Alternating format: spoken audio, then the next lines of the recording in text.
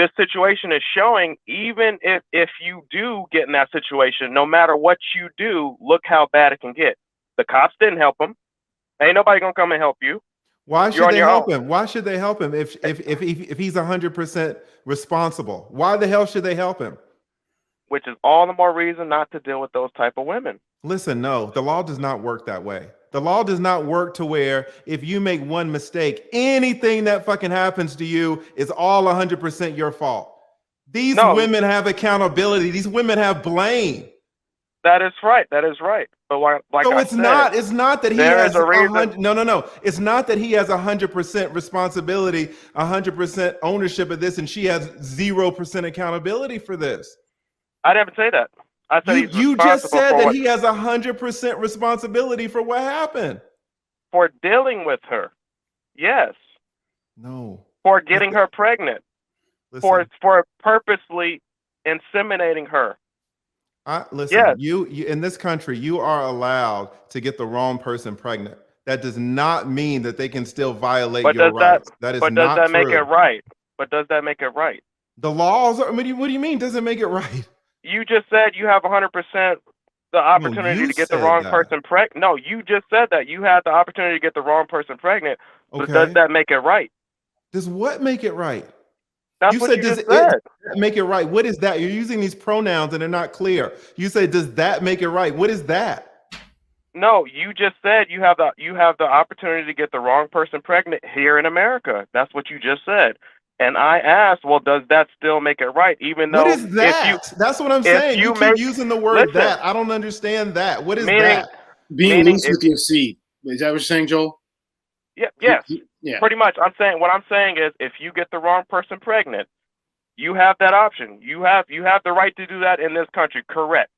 And like I said, from this situation, what it's showing is, if you do that, there is a good chance that nobody will help you. Meaning, you should definitely be more responsible. You should be responsible with your seed, and you should not deal with women like that, period. Yeah, holistically, I can agree with that. No. I see what he's saying.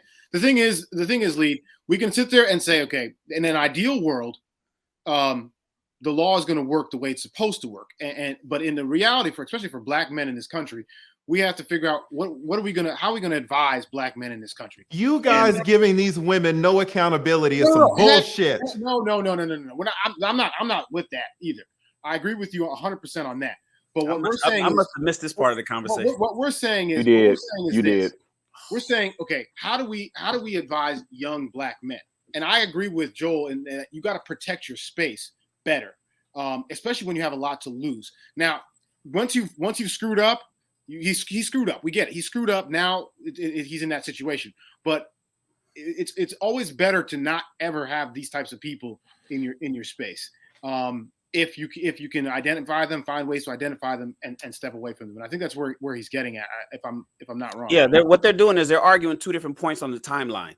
Joel is saying, the baby, it's your fault because after she dissed you on her page in 2020. And disparaged you on Instagram Live before she was pregnant, you went back to her. What's wrong with you? It's your fault that you're in this position because you shouldn't have went back to that girl to begin with. TLA is saying, well, he did it. So now this year, whose fault is it? She's running around doing what she's doing. So it's just two different timelines. I think they're both right. Joel is basically saying, man, why'd you go back to her, bro? Exactly. Yeah, that's exactly what I was saying. What I was saying was I was going back to the point of origin, which was he shouldn't have been dealing with her to begin with. Now he chose to deal with her, which is where Lee was going with. So because he chose to deal with her, he takes on what comes with it. Now there is David. Like this is bullshit. That's not the way life works. But that is the way life works because we're seeing it in real time. She was arrested. That shows you that this is not the way life works. She was arrested. She has accountability. Yeah. Do not take accountability away from these women. She was arrested. I'm not taking accountability. She's responsible you said she for the way 0%. She acted. Okay. I never said she was. I said he was 100% because he chose. You said she was 0% no, I did responsible. Not. That never came out of my mouth. It did because you said he was 100% responsible. Because he chose to deal with her. Fine, say that. Okay, he's 100% responsible and That's she's what 0%. I said. All right, hold on. I want to get the Kosher real quick. Go ahead, Kosher. Welcome to the show. Well, this is a bonfire. There are so many poignant topics to more or less extrapolate upon, but I definitely concur with the league sentiment that we do tend to live in a society where men are seen as subjugates, to modern women. We don't hold women to the same level of accountability sometimes that we hold the men, and I think because of that, it puts men in a very negative light where, some of the things I talked about in the past is when they defer power. And I think there's so much dysfunction in our society and so many levels of toxicity in our society that, the things, and, I just got back from Brazil and other countries, you don't see this kind of, or levels of toxicity that you see here in America. And I think until we get back to the proper threshold when we hold men and women accountable equally, some of these topics that we're seeing there are not going to dissipate. And it's unfortunate, man, because we tolerate so much. Imagine, the things this lady did to the guy, the baby. If the man had more or less exuded that same type of lack of discipline, what would have happened? And you see it going on over and over again, the same level of dysfunction in our society and communities that, it just makes you wonder, when would this cycle of deprivation continue or stop or dissipate? And this appears to keep going on and on and on and on and on to the point that many of our men have been conditioned to defer their power. And I think that's why you continue to see the issues that you're seeing there, sadly, in my opinion. Yeah. Weekly it's happening. Okay.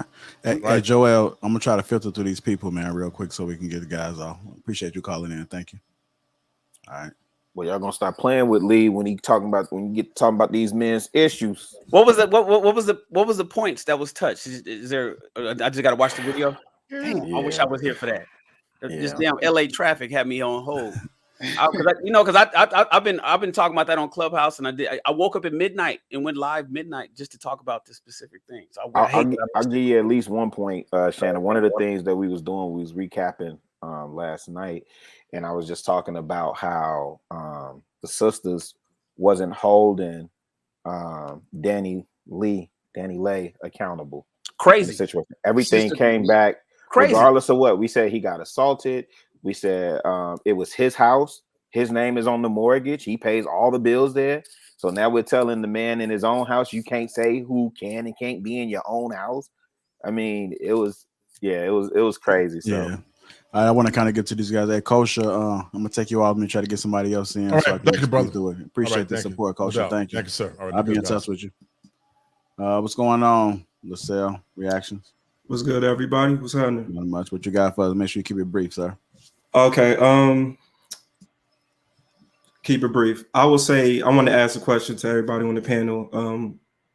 Where does a young man draw the difference between being a good man and serving others as well as serving himself? The way I was raised, and the way I'm sure a lot of other young men were raised with single mothers, you got to tend to the women, make sure that they're taken care of.